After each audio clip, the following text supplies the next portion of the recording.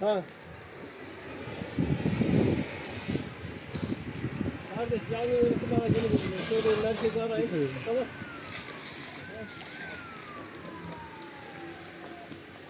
Şimdi dön aslanım. Dön şöyle. Yoğurtum getirsen. Yoğurtum daha getir. Biraz sık bakalım.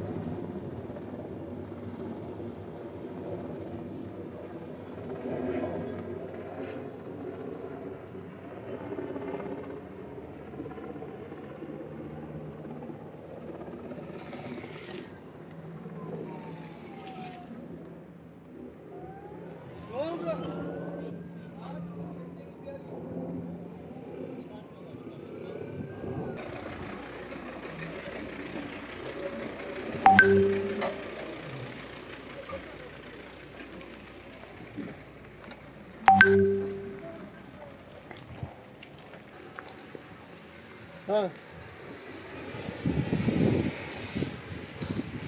Kardeş yangın yönetim aracını buluyor. Söyleyin merkezi arayın. Evet. Tamam.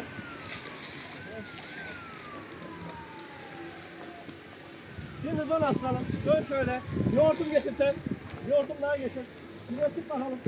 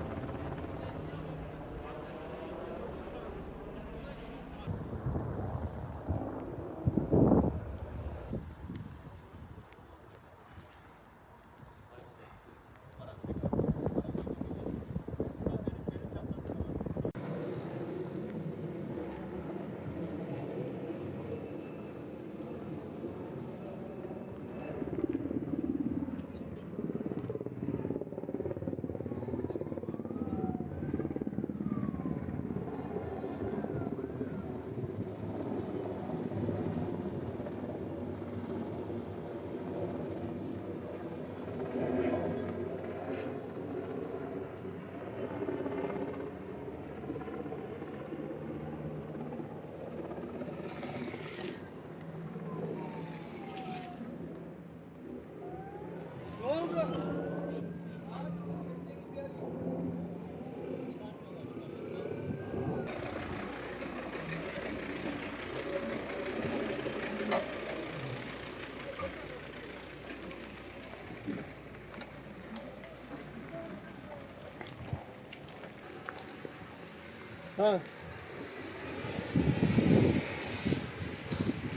Kardeş yangın yönetim aracını buluyor. Söyleyin merkezi arayın. Tamam.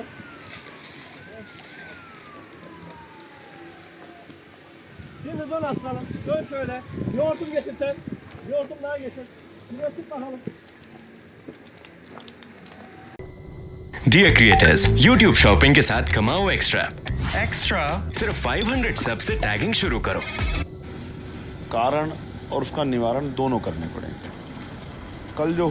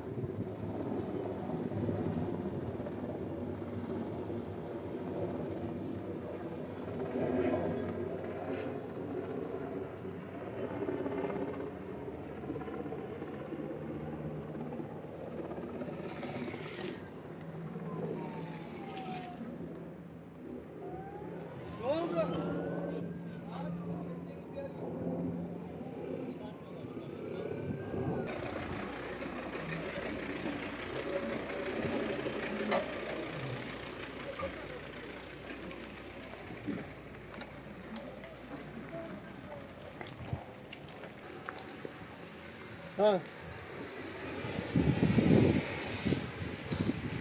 Kardeş yangın yönetim aracını buluyor. Söyleyin merkezi arayın. Tamam.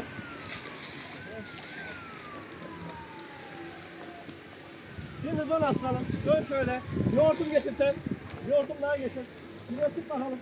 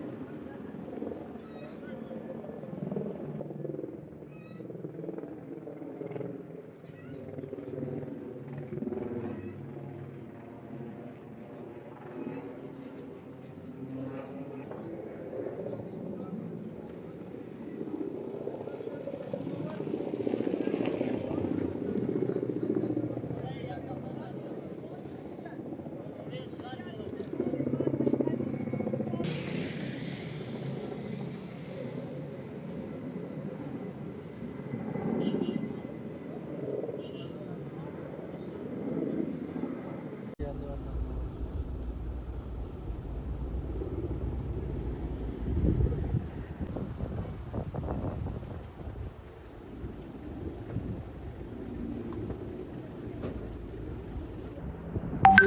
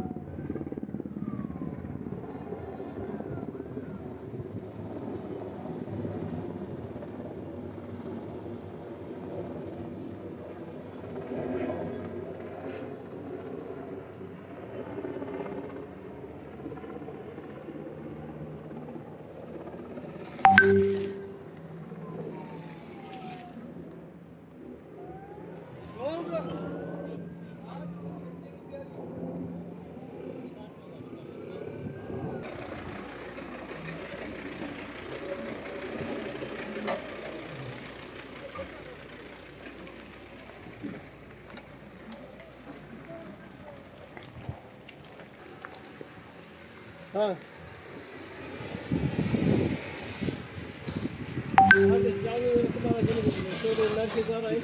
Tamam.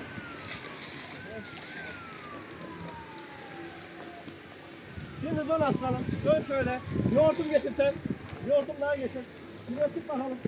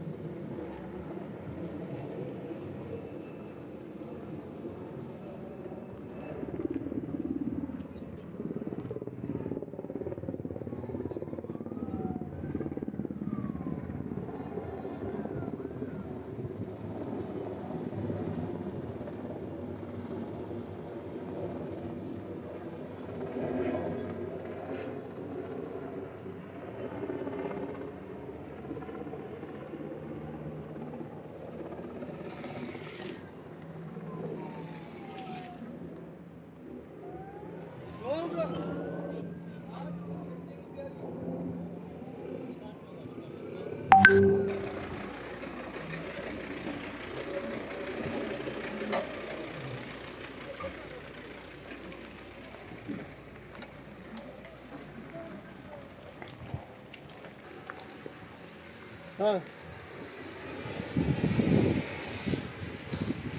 Kardeş yangın yönetim aracını buluyor. Söyleyin merkezi arayın. Tamam.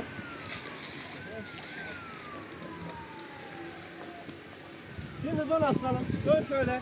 Yoğurtum getirsen. Yoğurtum daha getir. Şuraya sık bakalım.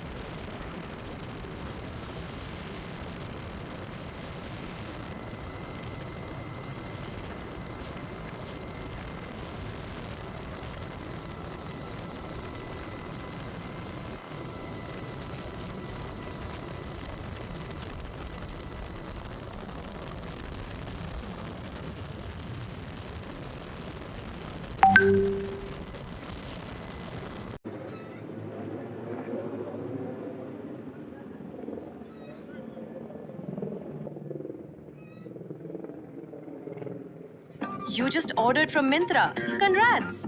You just overpaid. Every Myntra. Renew, and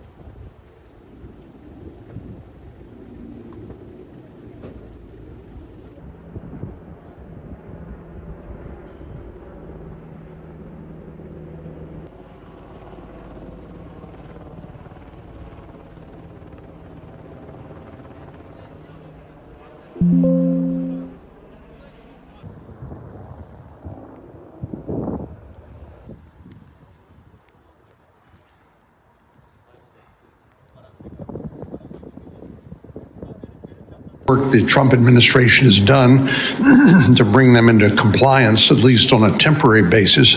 But because this is for a period of 5 years, the term of 5 years to comply with the requirements of the treaty, it leaves our farmers basically high and dry, literally, when they don't comply on a regular basis. Is there any way that the joint review process can reinforce those compliance and accountability for Mexico to help safeguard our farmers in South Texas?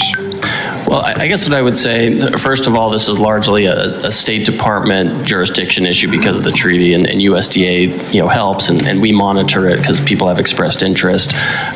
During the review process, it is clear from President Trump's perspective that if we want to have a beneficial trading relationship with Mexico and have some kind of arrangement with them, they also need to be playing ball on this issue. Obviously, there are border security issues. There are a variety of issues that aren't right in my wheelhouse, but the president is going to have a hard time agreeing to renewal or even revisions if Mexico isn't playing ball in all areas, and the water treaty is one of them. So one of the things that China has done over the years is created a dependency on it for things like rare earth element processing. And now roughly 90% of the processing of rare earth occurs in China. And I know there's been some efforts made to provide alternative sources, diversification of sources for the United States and other countries. What is the status of current negotiations with China on the U.S. access to process critical minerals and rare earths? Well, Senator, they have committed, and they've had a commitment since last May to expedite export control process, processing export control applications for U.S. companies, including those that are routed through third countries. And so we are getting a flow of critical minerals from China. It's not as much as we would want. It's not at the pace we would want, but we are getting them. We're getting the majority of what we need. We have regular meetings and calls with Chinese officials at all levels. We, of course, maintain substantial leverage over them to make sure that they do this. We have a variety of trade tools that we've used and have some are suspended, some are in effect that we can use to make sure that they comply. So we're getting what we need, but most importantly, we are accelerating domestic production to try to get away from that dependency. And I presume you would answer roughly the same when it came to the active ingredients in pharmaceuticals, generic pharmaceuticals. So at this point, there aren't controls on those active ingredients, so we haven't had an issue getting those. But with the dependency, yes. In fact, you probably saw the president send out a message last night about a trade policy he wants to implement to accelerate the production of generic pharmaceuticals here, in addition to the patented drugs that are also coming online here. Thank you. Thank you. Senator Daines. Thank you. Ambassador Greer, welcome to the committee. Good to have you here. Last November, there was a historic dinner at the White House. We had all 5 Central Asian presidents and their corresponding foreign ministers. On one side of a table, I was there with the president, the vice president, Secretary Bessent, Secretary Rubio, as well as Ambassador Sergio Gore, for a historic moment there in the White House as these great Central Asian countries now are developing a much closer relationship with the United States. And as you know, geopolitically, it's such an important part of the world in a very tough neighborhood surrounded by Russia, China, Afghanistan, Iran. And as we have discussed, and by the way, one of the top issues they brought up that night at that dinner was a repeal of the antiquated Jackson-Vanik provision. It is an embarrassment the United States maintains these trade restrictions associated with Jackson-Vanik on Kazakhstan, Uzbekistan, Tajikistan, Turkmenistan, and now Azerbaijan. As of late last year, Azerbaijan is now officially part of what we call the C6. What used to be the C5 is now Azerbaijan, as we're pulling that group together as they work with the United States. This Jackson-Vanik restriction is an ancient relic of Soviet Union days. It long ago ceased serving any useful purpose. It's become a barrier to deepening America's relationship with this most strategic region. And again, it was the issue they did bring up with President Trump when we had dinner in November. Ambassador Greer, I know you've been engaged in that part of the world, very important. Would you support the efforts to repeal these antiquated trade restrictions? Well, Senator, thank you for your leadership on this issue, and I've spent time in this area. And if this is something that's important to Congress, my sense is that we'll be supportive. I mean, we're very focused on establishing reciprocal trade with countries. Uzbekistan has offered to open its market to us, and they've given us a very, very substantial market access offer to reduce tariffs on us during my trip that was there a couple of weeks ago. I think if this process goes along with these countries agreeing to open their markets to us, then that's a complementary effort that we could support. Yeah, and this is tied to some Jewish immigration issues from the Soviet Union days. The embarrassing part of this is that there's 3 countries that would remain after we get this bill through. And by the way, Chris Murphy is my Democrat co-sponsor on this. It's bipartisan. But the remaining countries would be Cuba, Belarus, and North Korea.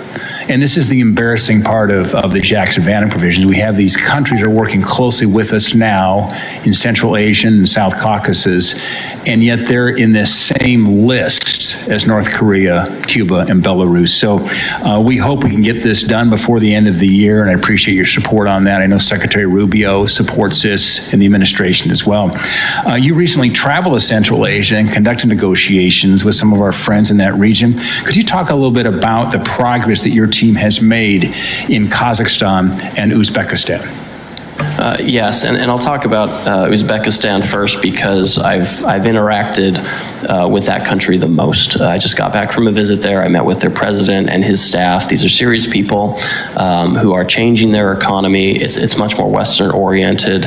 You land in Tashkent, and when you see the central square, they have a giant Coke bottle. They have got a mock-up of the Love statue from Philadelphia. This is a country that wants to be Western oriented, not just just in that kind of thing, but especially in economics. And so, like I mentioned, they have offered to open their market to us. They've given us a very robust market access offer to reduce tariffs on a number of things that are important to us.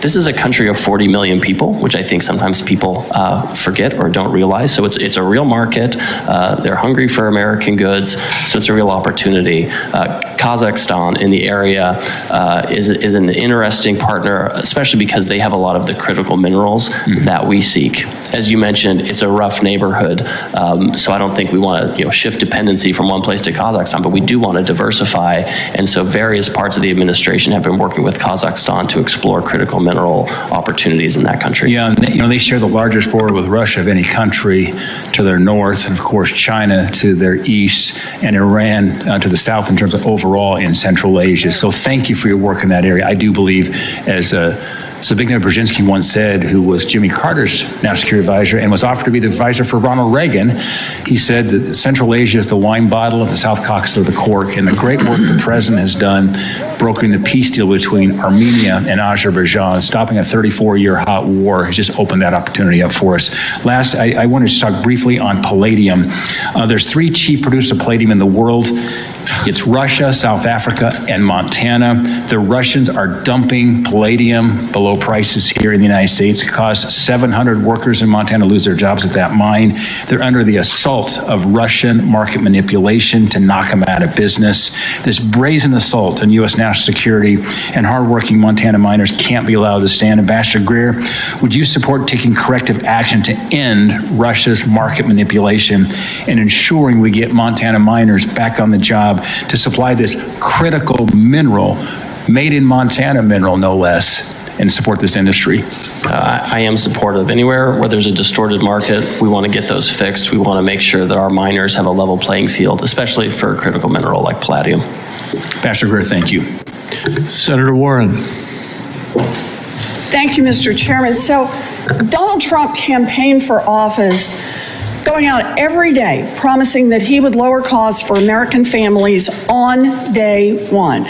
Then he takes office and he slaps tariffs on and off and on and off nearly every product that we import. Americans are now paying for it. Based on an analysis from the Congressional Budget Office and the Treasury Department's own numbers, Trump's tariffs are cost families an average of $1,700. And that was before his illegal war in Iran pushed prices